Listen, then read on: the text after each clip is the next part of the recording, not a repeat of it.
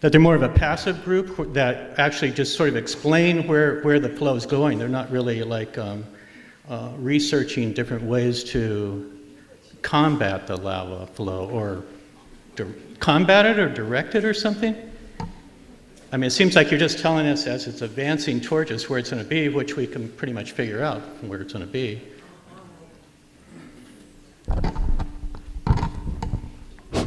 Our role is to provide information in a situation like this.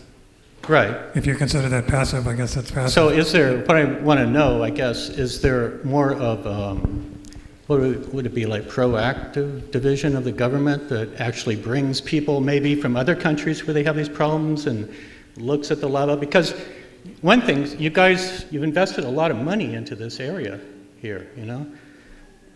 I mean, with the park that you're putting in, with the new shopping centers and everything, so I would think that you want to try and protect it some way. I think the root of your question is, would we be diverting the flow? And as we've shared in previous meetings, you know, the diversion of the flow brings with its own risks, as well as we have a significant respect for the cultural side of eruptions here in Hawaii. So it's balancing all of that, but we do understand that if we were to deploy any kind of diversion, we live with the outcome of that, which could be worse than the original problem.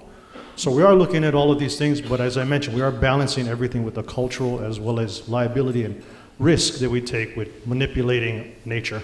So, I mean, right now, the way it looks in those tubes, it looks like it would go down right behind, what's that, Leilani, and just that way. So there's no way that you can just keep it in that channel, huh, if it tries to do something like that? No, and I think historically, trying to divert or control it hasn't been very effective. So again, we are looking at these things, but balancing all of that. It's, okay, again, how effective would we be? And also, again, it's the cultural side of things.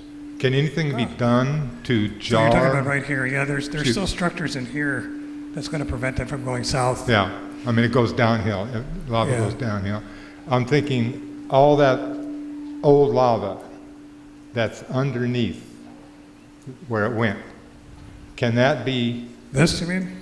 Down farther, or closer to the rift, you know, the ridge there. Can any of that lava be broken up so the lava will start coming back down the hill where it belongs? Well, that's diversion that Daryl talked about. Like, you know, smart bombs or dynamite or something? Daryl already answered the question about diversion. That's diversion. Yeah. So explain to me the sensitivity in regards to the Hawaiian cultures. You have to observe or preserve or whatever. Give me more insight. Why?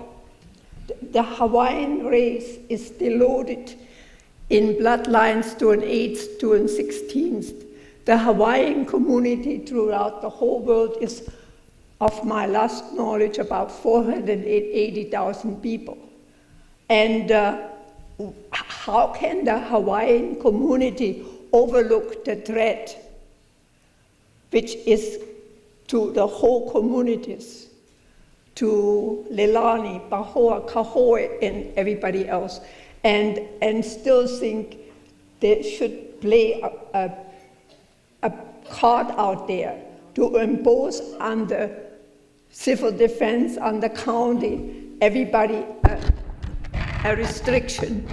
So give me a bit of answer on that. That's my main concern. Why are we so sensitive that we could let something happen to all these communities, regardless who is living there? Well, one is, it is Mother Nature, and we know that we are, as man, very helpless with fighting Mother Nature. It's going to do what it wants to do. Even if we were to consider deploying... I acknowledge that. Sure. Just as was asked earlier, would we divert or consider, you know, bombing or opening another source in the lava? We still don't know what that outcome would be. As Dr. Jim has shared many times, everything is downhill from the source. So by opening another hole or diverting in another way, it could send it to another community, posing another risk for some other subdivision somewhere else. But as I said, this is a very sacred place. It is, I think, important to recognize and respect the culture that was here and is still here, and what their beliefs are. that I think that the whole world is sacred, everywhere.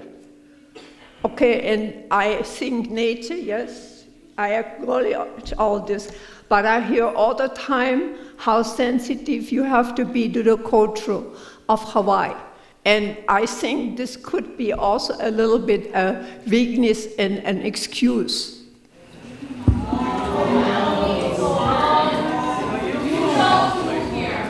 And that's all I have to ask. You gave the same answers to me you have given already in that regard. That didn't help, obviously. And that's the only answer I can give, is that we do respect the culture.